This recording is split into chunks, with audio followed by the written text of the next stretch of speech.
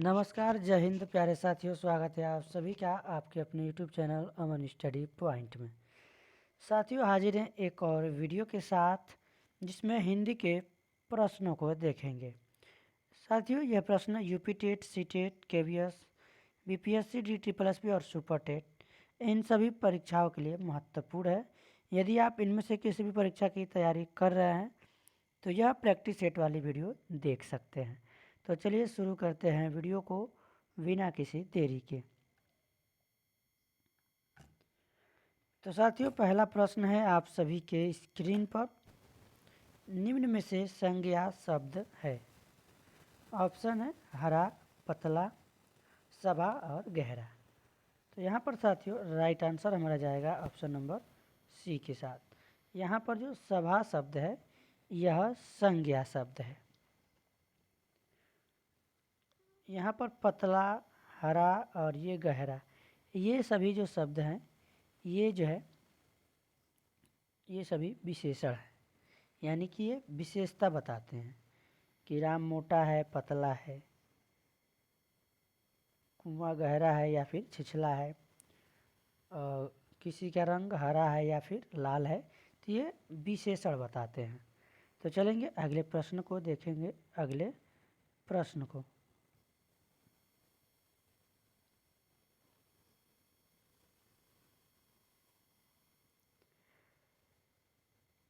अगला प्रश्न है साथियों, निम्नलिखित में से कौन शब्द जातिवाचक संज्ञा नहीं है।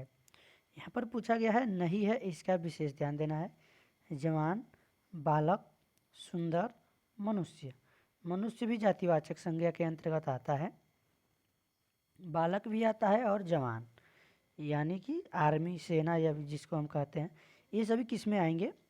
जातिवाचक संज्ञा में आएंगे। जो सुंदर शब्द है यह जो है जातिवाचक संज्ञा में नहीं आएगा। यह जो है विशेषता बताता है, किसी भी व्यक्ति या वस्तु की विशेषता बताता है। यह हो जाएगा एक प्रकार का विशेषण। इसलिए हमारा जो आंसर जाएगा वो ऑप्शन नंबर सी के साथ जाएगा।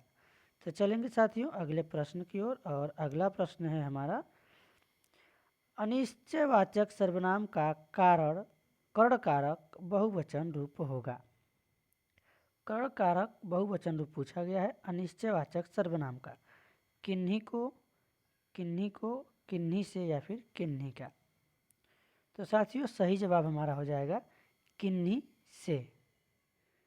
सी के साथ आंसर लगाएंगे। यह कर्णकारक रूप बहुवचन में पूछा गया है। चलेंगे अगले प्रश्न को देखेंगे। सर्वनाम कितने प्रकार के होते हैं? 5, 6 या फिर 7 या 8। तो सर्वनाम के प्रकार होते हैं साथियों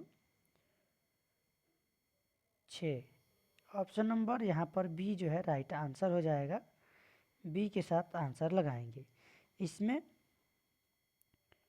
पहला आता है पुरुषवाचक, जो 6 होते हैं उसको देख लेते हैं। पुरुषवाचक सर्वनाम, और उसके बाद से निजवाचक, निजवाचक, निजवाचक और निश्चयवाचक, निश्चयवाचक, अनिश्चय, अनिश्चयवाचक 4 हो गए। प्रश्नवाचक और संबंधवाचक। तो प्रश्नवाचक और एक संबंधवाचक। तो ये 6 सर्वनाम के प्रकार होते हैं। चलेंगे साथियों अगले प्रश्न की ओर। अगला प्रश्न है, जो शब्द संज्ञा की विशेषता बताते हैं उन्हें क्या कहते हैं? तो उन्हें हम कहते हैं, विशेषता बताने वाले को विशेषण कहते हैं। तो विशेषण यानी कि ऑप्शन नंबर बी हमारा यहाँ पर सही हो जाएगा। अगला प्रश्न देखेंगे। गुरु का उत्तमा अवस्था होगा। गुरु का उत्तमा अवस्था पूछा गया है। इस तरह के प्रश्न हम लोग प्रैक्टिस सेट में कई बार कर चुके हैं। तो साथियों गुरु का जो उत्तमा अवस्था हो जाएगा गुरुतम हो जाएगा। गुरुतम यानी कि ये ऑप्शन हमारा गुरुतम ऑप्शन नंबर ए में है। ए के साथ आंसर लगाएंगे।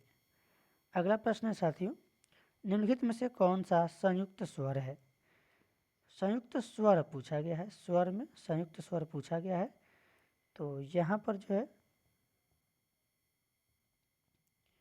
संयुक्त स्वर बताना है इस प्रश्न में, कौन सा होगा। ऑप्शन है, सही जवाब जो हमारा साथी हो जाएगा वो ए, ऐ, ओ और औ। तो जैसे ए की बात करें तो अ और धन ई मिलके ए बनता है, ऐसे भी जानना जरूरी है। ई हो गया, अ और उ मिलता है तो यहाँ पर ओ बनता है, ये संयुक्त स्वर हैं।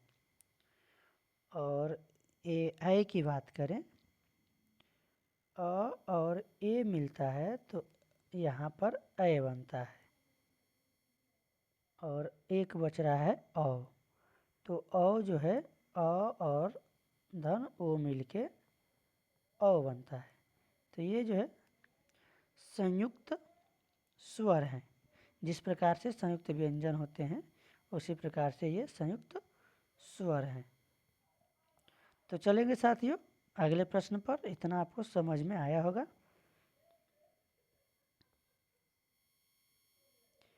अगला प्रश्न है,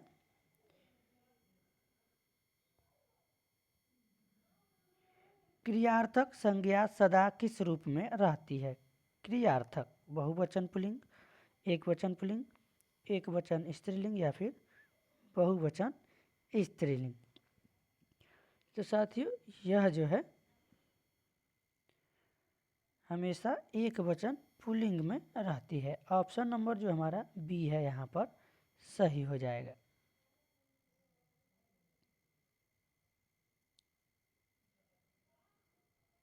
क्रियार्थक जैसे मान लीजिए टहलना, ये क्या है, क्रिया है। और भी उदाहरण ले सकते हैं, जिसे आप कहते हैं कि टहलना स्वास्थ्य के लिए क्या है, अच्छा है। तो यहाँ पर जो है टहलना क्रियार्थक संज्ञा है। अगला प्रश्न है साथियों, पढ़ रहा था इसमें कौन सी क्रिया है। पढ़ रहा था इसमें जो है संयुक्त क्रिया हो जाएगी। ऑप्शन नंबर ए हमारा सही होगा। क्योंकि इसमें जो क्या होता है कि जब कोई जो क्रिया है दो क्रियाओं के संयोग से निर्मित होती है तो वहाँ पर संयुक्त क्रिया होती है। जैसे वह खाने लगा, वह पेड़ से कूद पड़ा, तो पढ़ रहा था, तो यहाँ पर संयुक्त क्रिया हो जाएगी। चलेंगे अगले प्रश्न की ओर।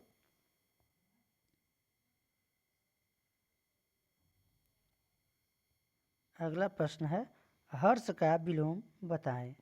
तो हर्ष का विलोम शब्द हो जाएगा विषाद।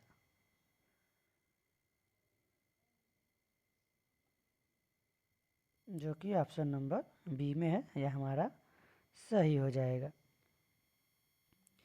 संकीर्ण का पूछा गया है, तो संकीर्ण का विलोम यहाँ पर विकीर्ण हो जाएगा। ऑप्शन नंबर,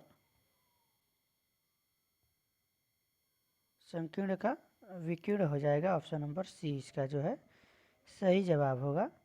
अगला प्रश्न देखेंगे साथियों, निम्नलिखित में से कौन सा शब्द स्त्रीलिंग है। तो इसमें स्त्रीलिंग शब्द हो जाएगा झील। यहाँ पर जो झील शब्द है स्त्रीलिंग है। पृथ्वी, झील, घाटी ये सभी जो है स्त्रीलिंग में प्रयुक्त होते हैं। पुल्लिंग में जो है भौगोलिक, जल और स्थल आदि जो नाम होते हैं वो हमेशा पुल्लिंग में होते हैं। जैसे कि मान लीजिए देश हो गया, और नगर हो गया, रेगिस्तान हो गया, द्वीप का हो गया, ये सभी जो है किस में आते हैं, पुल्लिंग में। पर्वत, समुद्र, सरोवर ये सभी जो है, वायुमंडल भी हो गए, जितने होते हैं ये सभी भौगोलिक चीज़ें ये सभी जो है पुल्लिंग में प्रयुक्त होते हैं। अगला प्रश्न है, विद्वान शब्द का स्त्रीलिंग क्या होगा। तो विद्वान का विदुषी, यानी ऑप्शन नंबर ए इसका जो है सही जवाब होगा। अगला प्रश्न देखेंगे, किसका प्रयोग सदैव बहुवचन में होता है। तो यहाँ पर जो दर्शन शब्द है इसका प्रयोग जो है सदैव बहुवचन में होता है। इसी के साथ साथ और भी जान लेते हैं, बाल और प्राण, आंसू, होश और हस्ताक्षर। हस्ताक्षर ये सभी जो है हमेशा सदैव बहुवचन में प्रयुक्त होते हैं। इनको याद रखना है, अगर कहीं भी मिल जाए ऑप्शन में तो आंसर लगा देना है। अगला प्रश्न देखेंगे, चाकू शब्द का बहुवचन क्या होगा? तो चाकू शब्द जो है ये क्या है?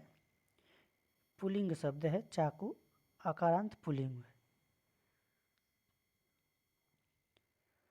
तो इसका जो है चाकू ही हो जाएगा, जो कि ऑप्शन नंबर डी में है। डी के साथ आंसर लगाएंगे। अगला प्रश्न है साथियों, कृतज्ञ का विलोम शब्द है।